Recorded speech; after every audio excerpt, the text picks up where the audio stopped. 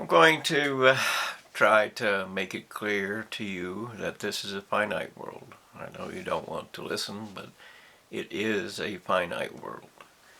So this is a chart of land use over long term. This is the world total land use used for cropland, grazing land, and built-up areas such as cities and stuff. So our cropland exists as about 1.5 billion hectares, whatever it is, and hectares, and quite a bit more for grazeland. But the end result is that no matter how you look at it, we have 4 billion hectares of land for human purposes.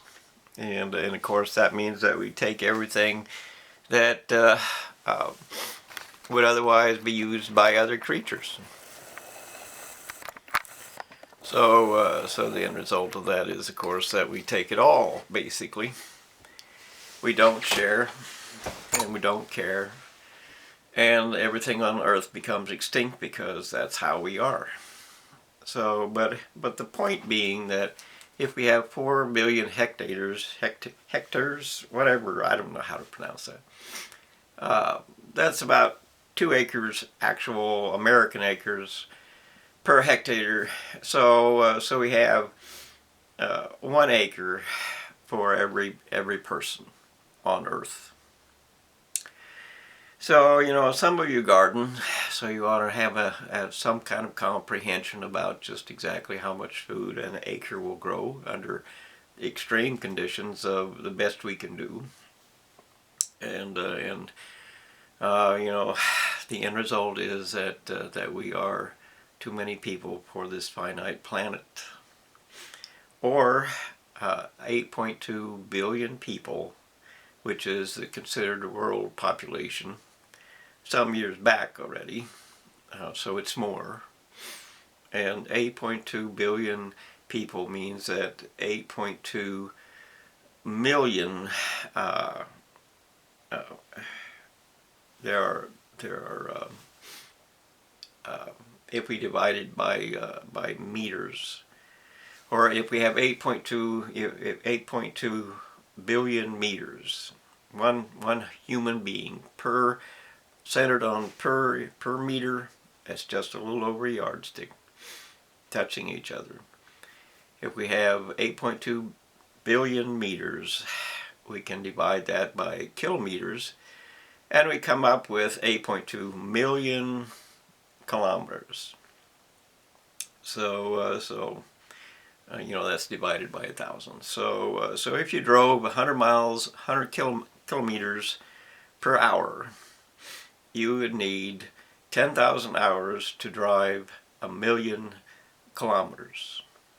And so that means that we have to drive 82,000 hours to get from one end of the human population to the other. And that's only if we weren't growing. And of course, one more child, 1% population growth, one more child over deaths per 100 people is equal to 82 million more people to feed. So no matter what the tragedy and disgrace of the university knows everything, the end result is that they are avoiding the most terrifying numbers on the planet, and we have to work for ourselves in order to survive. We will not survive taking all the ground on Earth. We will not survive killing all the life in the ocean. We will not survive all the water 8.2 billion people need, all the drinking water. There will be wars, as is the predicted apocalypse. That's a war for water. There will be Armageddon, as is nature in chaos, which is what the universities are doing right now, committing all of life and all of food and everything else to their religion, their god of evolution, which is chaos. So they believe they can inject chaos into anything and everything, and it doesn't matter because evolution will just fix it. And of course, that's nothing more than a lie. But of course, people lie all the time. So this is a finite planet. It doesn't matter what you believe, because what you believe doesn't apply to reality. Reality says that we cannot survive on this planet, and of course, that means that if you kill 1 billion people, as is the answer of men, if you kill 1 billion people, there's still 7.2 billion people left.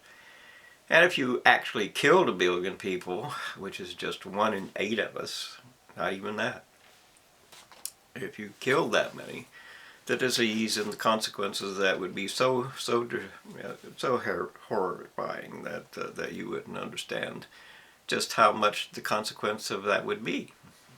Your leaders all believe in the religion of men, which is war is the answer. Let's take their stuff, or let's kill them. And of course, as you see in every conflict in every nation that has been occurring for the last 30 years or whatever it is you want to look at, they destroy and damage everything. And of course, this world can no longer afford to be plundered by men to pay for their war. There is no such thing as, let's just go to the store and we'll go get more. There is no more. And of course, that means that all the things that we do, there's really just nothing that we do as humans on Earth that accounts for a future. There is no future unless we change dramatically. And that doesn't mean kind of, sort of, maybe. That means we have to change dramatically. And I know you don't want to, but that doesn't matter, because reality, or the evidence of our reality, is that if we don't change, we're going to die. You'll be extinct. We're creating hell on Earth, which is simply the cost and the consequences of what men and women do. And the end result of that is that we have no food left, we have no water left, there's only war and the actions of war, and the end result of that is cannibalism, as is another prediction, or biblical prediction. And of course, if you think that's the answer, then you're just a fool. But of course, universities are filled with fools. They are the leaders of nations, and they have brought us to this edge of extinction because they drown in their own imagination and fantasies and delusions. And of course, one of those is that we can create the same fire here as the sun, which is an atomic fire, which means they want to burn atoms for fuel, which means on a planet that's made entirely out of atoms, once they ignite it, they cannot extinguish it, because it's a self-sustaining plasma.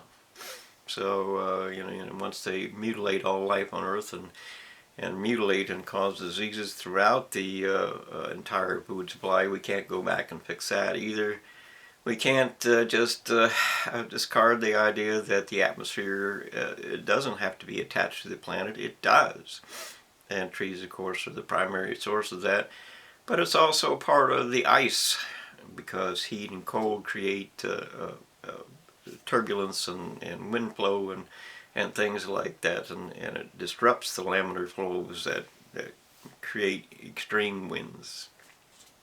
At any rate, all of the things that humanity does ends up in hell, in the cost of our destruction of our planet, in the end of human life and all life on Earth, because that's what we chose. So we have to choose better. We have to understand that this is not a game. This is not, your choice to win a prize or lose a prize or whatever. Oxygen is a finite resource. It's an element, an atomic element. It means it's an atom. Oxygen is an atom. And that means we don't create atoms on Earth. There's no possibility you can create atoms on Earth. The claim that fusion exists, that you can shove 2 hydrogen atoms into a helium atom, is absolutely false, proven true at Lawrence Livermore proven false at Lawrence Livermore Laboratories in 2012, but they continue anyway because they get so much money and they want the job. It's their job, so they want the money and they want the pride and the power, so they continue. 130 plus experiments going on, trillions of dollars spent. They're going to ignite atoms on Earth, and that of course will bring the same fire here as is on the sun, and since we can't control it, can't even control a wildfire, that means we will all be incinerated, because that's what you chose. That's what you allowed them to choose. So we have to understand the consequences of being wrong. And the consequence of being wrong with injecting chaos into all of nature because of their religion of evolution is wrong. The end result of that is that we all die. Everything that the universities do ends with death, including weapons of mass destruction and all the rest. There is nothing they don't do that isn't a part of killing off life on Earth. And of course, everything they do is that, which means, combining all of humanity into one great big herd of people. No difference in all of us. One great big herd means that they're more able to control us with mass hypnosis. It's much easier to make an entire herd move all in unison than it is to make just a small group in that entire herd move in unison. And every herd is a cult, because only the leader decides. And whatever the leader decides, the rest all follow along, all believe that this will be the best that we can do. And the end result of that, of course, is that this is how we got to a world in crisis. And it is in crisis because we can't survive ourselves. We have a limited time frame left for Earth. We're destroying every resource, destroying every water supply with poisons, destroying the ocean with pollution, destroying everything with everything that humanity does. Because that's how the university is operated. They simply lie, and to pay for all their lies, they steal from us. And they've stolen the securities of this entire United States, and sold it and traded and completely destroyed the securities of the United States of America, making us surely the poorest nation in the world at the moment, even though as long as the lies continue, nobody has to pay. Let the children pay is their claim. Let the children pay for our mistakes. They're going to die anyway. Why should we not let the children pay? They're going to die anyway. We might as well have what they want right now. But of course, the whole point of life on Earth is not to destroy the future. That's a choice that you have made. To destroy life and destroy the future. That is your choice, because you don't do anything else. All of the heat, all of the fossil fuels that you burn have a consequence. It burns the oxygen that is not going to come back. Oxygen is released, it is not made. And all the heat and the global warming is going to cause the planet to overheat, because without the ice, we don't have we can't moderate the temperature in summer, and that means that 1 degree too much and all of life dies. And then of course, if all of life dies in one place, then all of that life is going to, that's left, all the humanity that's left, that's been hiding in their air-conditioned homes, is going to migrate to your place. And they're going to need water that you need. And there's going to be endless wars throughout the earth, because the earth just can't provide for that. So everything that you do is everything that the universities created, everything that they claimed that they created, which is everything, is wrong, is bad, is foolish, is ending in our extinction, ending in our extinction. So we have a choice, or you have a choice, to stop them, to identify what is and is not correct, what is and is not true, And you have to do that by going to court, because if you don't go to court, nobody's going to believe you. They'll have endless excuses and they'll just ignore you. So you have to go to court, and in this United States of America, our constitutional law is that redress of grievances is a First Amendment right. Redress of grievances means that we get to bring our employees of government to court, even though they say you can't. That's not the law. The law is we can bring those employees to court, and we can demand what the future will be by the evidence, and we can decide for ourselves what our future is going to be, because that is our legal authority as a democracy, to rule ourselves by the law we create. That's what democracy means. So it's not a case of the king has decided. It's not a case of the universities have decided. We get to identify what it is that we believe is true or false, and we get to modify the direction of our nation by that choice. Our choice, not theirs.